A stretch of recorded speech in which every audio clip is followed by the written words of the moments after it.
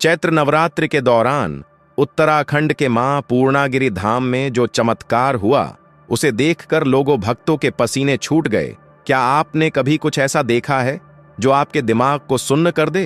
कुछ ऐसा जिसके सामने विज्ञान भी घुटने टेक दे और इंसान सोचने पर मजबूर हो जाए कि आखिर ये कैसे संभव है।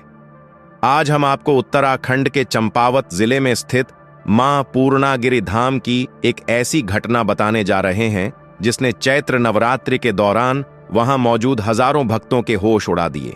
कहा जाता है कि उस रात पहाड़ों में कुछ ऐसा हुआ था जिसे देखकर लोगों के पसीने छूट गए थे। जो लोग भगवान पर शक करते थे वो भी जमीन पर गिरकर रोने लगे थे। दिल थाम कर बैठिएगा, क्योंकि आज की यह घटना आपके रोंगटे खड़े कर देगी।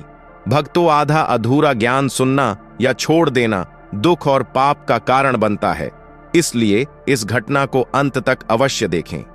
अगर आप भी देवी मां के सच्चे भक्त हैं तो इस वीडियो को लाइक करके चैनल को सब्सक्राइब जरूर करें और कमेंट में जय माता दी जरूर लिखें। तो चलिए बिना किसी विलंब के शुरू करते हैं।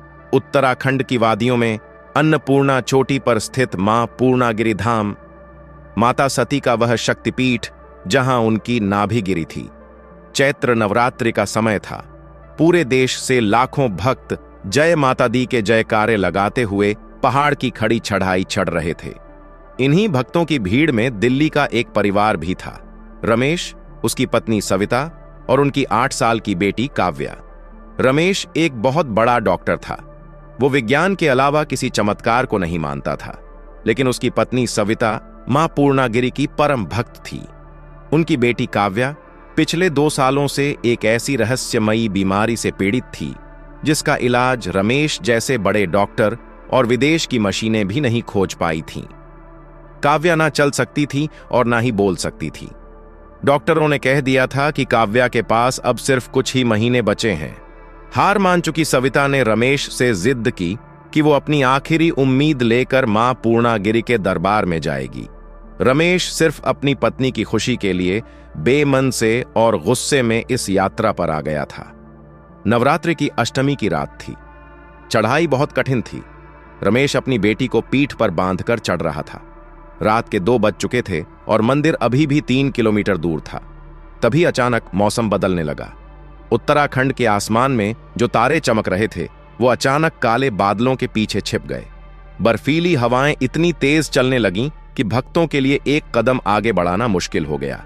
रमेश झल्लाहट में बोला, कहाँ था मैंने? ये सब अंधविश्वास है। इस तूफान में हम सब मारे जाएंगे। भगवान होते तो क्या अपने ही भक्तों को ऐसे तूफान में फंसाते? लेकिन सविता लगातार आंखें बंद करके या देवी सर्वभूतेषु का जाप कर रही थी। तभी जंगल के सन्नाटे को चीरती हुई एक ऐसी आवाज आई जिसने वहां मौजूद हजारों लोगों के कदम रोक दिए। वह एक शेर की दहाड़ थी, लेकिन वो कोई आम शेर नहीं था। उसकी दहाड़ इतनी तेज थी कि पूरा पहाड़ कांप उठा। लोग डर के मारे कांपने लगे, लेकिन असली खौफ अभी बाकी था। तभी ऊपर पहाड़ से एक भयंकर लैंडस्लाइड, भूस्खलन शुरू हो गया। सैकड़ों टन वजनी विशालकाय चट्टानें बहुत तेजी से नीचे उसी रास्ते की तरफ गिरने लगीं जहां रमेश, उसका परिवार और हजारों भक्त खड़े थे। रमेश ने ऊपर देखा। एक कार के आकार की एक विशाल चट्टान सीधा काव्या और सविता के सिर पर गिरने ही वाली थी। रमेश चीख पड़ा। उसने अपनी बेटी को बचाने के लिए हाथ आगे बढ़ाया, लेकिन चट्टान बस कुछ ही फीट की दूरी पर थी। मौत सामने खड़ी थी। लोगों की चीख पुकार से पूरा पूर्णागिरि धाम गूंज उठा।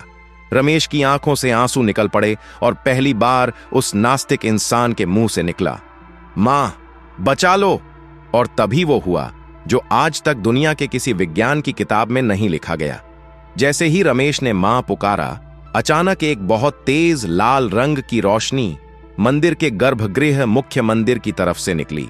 वो रोशनी इतनी तेज थी कि एक पल के लिए लोगों की आंखें चूंधियां गईं, और जब लोगों ने आंखें खोलीं तो वहां का नजारा देखकर हजारों लोगों के पसीने छूट गए। उनकी सांसें गले में अटक गईं। वो विशालकाय चट्टान जो रमेश और उसके परिवार को कुचलने वाली थी, वो हवा में ही जम गई थी। जी हां, गुरुत्वाकर्षण का नियम जैसे वहां खत्म हो गया था। सिर्फ वही चट्टान नहीं, पहाड़ से गिर रहे सैकड़ों बड़े बड़े पत्थर हवा में वैसे ही लटके हुए थे, मानो किसी ने समय को रोक दिया हो। लोग अपनी आंखों पर विश्वास नहीं कर पा रहे थे। तभी रमेश ने कुछ ऐसा देखा जिसने उसके पूरे अस्तित्व को हिलाकर रख दिया। हवा में लटकी उस मौत की चट्टान के ठीक नीचे लाल चुनरी पहने एक 8 से 9 साल की छोटी सी कन्या खड़ी थी। उसके चेहरे पर एक ऐसा नूर था जिसे देखकर ही इंसान अपने सारे दुख भूल जाए। उस कन्या ने हवा में लटकी उस विशाल चट्टान को सिर्फ अपनी एक छोटी सी उंगली से रोका हुआ था। कन्या ने मुस्कुराकर काव्या की तरफ देखा और कहा, उठो बेटी, चलो मेरे साथ मंदिर तक। रमेश कुछ बोल पाता उससे पहले ही एक और चमत्कार हुआ। काव्या, जो पिछले 2 साल से अपने पैरों पर खड़ी नहीं हो पाई थी, जिसकी हड्डियां बेजान हो चुकी थीं, वो अचानक रमेश की पीठ से उतरी और दौड़ती हुई उस छोटी कन्या के गले लग गई। रमेश और सविता जोर जोर से रोने लगे। पूरी भीड़ जय माता दी के नारों से गूंज उठी। लोग रो रहे थे, कांप रहे थे। जैसे ही काव्या और वो कन्या आगे बढ़ी, हवा में लटकी वो भारी भरकम चट्टानें अचानक रेत की तरह भुरभुरी होकर हवा में उड़ गईं, मानो वहां कोई लैंडस्लाइड हुआ ही ना हो। रमेश पागलों की तरह उस छोटी कन्या के पैरों में गिरने के लिए दौड़ा, लेकिन वो कन्या भीड़ में कहीं गायब हो गई थी। जब वो परिवार रोता हुआ मुख्य मंदिर गर्भगृह में पहुंचा, तो रमेश मंदिर के पुजारी के पास गया और उस कन्या के बारे में पूछा। पुजारी ने मुस्कुराते हुए मां पूर्णागिरी की मूर्ति की तरफ इशारा किया। रमेश ने जब मूर्ति को देखा तो उसके होश उड़ गए। माता की मूर्ति पर ठीक वही लाल चुनरी थी जो उस छोटी कन्या ने पहन रखी थी, और उस चुनरी के एक कोने पर ताजी मिट्टी लगी हुई थी, ठीक वैसी ही मिट्टी जैसी उस चट्टान की थी। रमेश, जो विज्ञान का बहुत बड़ा ज्ञानी था, आज उस चौखट पर फूट फूट कर रो रहा था। उसे समझ आ गया था कि विज्ञान जहां खत्म होता है, मां की शक्ति वहीं से शुरू होती है। काव्या अब पूरी तरह से स्वस्थ थी। वो एक आम बच्ची की तरह हंस और बोल रही थी। दोस्तों, चमत्कार हमेशा हमारी सोच से परे होते हैं। मां पूर्णागिरी के दरबार में जो एक बार सच्चे दिल से कुछ मांग लेता है, मां उसे कभी खाली हाथ नहीं लौटाती।